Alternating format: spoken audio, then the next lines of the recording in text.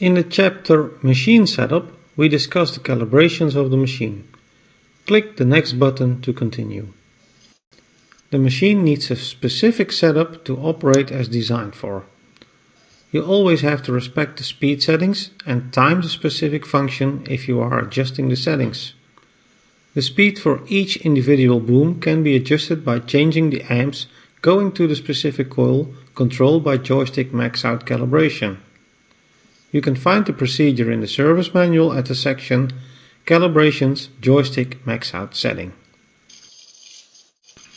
When a joystick was replaced or has been disconnected while the machine was switched on, you need to recalibrate that specific joystick.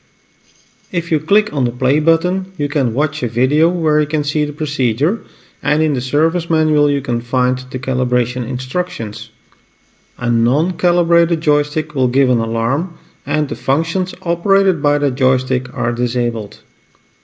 When an ALC 500 control card has been replaced, you need to calibrate all joysticks.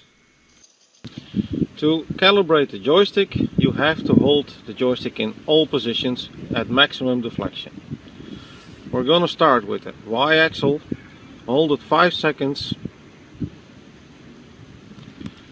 let it go in the middle and hold it back for 5 seconds and wait for the alarm. You have to perform all angles, so moving now in the X direction, hold it for 5 seconds, go to the center position, calibrate the other side, alarm may sound again, and for the rocker switch do the same procedure.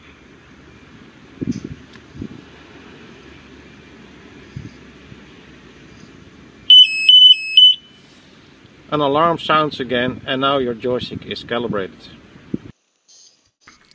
To install or readjust the load cell, you need to follow the procedure from the service manual. The load cell needs a pre-tensioning of a minimum half turn or 180 degrees in order to be able to detect a negative load when the platform is pushed onto an object or a ground, or to detect a loosened load cell. On each calibration, the serial number of the load cell is recorded. With the calibration switch on the side of the ground box, you can delete and recalibrate the load cell settings. To delete the current calibration, you have to switch on the machine, and within 10 seconds you have to move the switch to the up position and hold it for 5 seconds. When the calibration is deleted, you will hear an alarm and see fault code 7617 on the HCON, meaning that the load cell is not calibrated. To calibrate the load cell, you have to recycle power and start the calibration process accordingly to the service manual. For this procedure, you will need to have an exact weight of 454 kilos or 1000 pounds. For a field calibration, you can go for a no load calibration only. However, the machine will have a reduced maximum load capacity in the platform.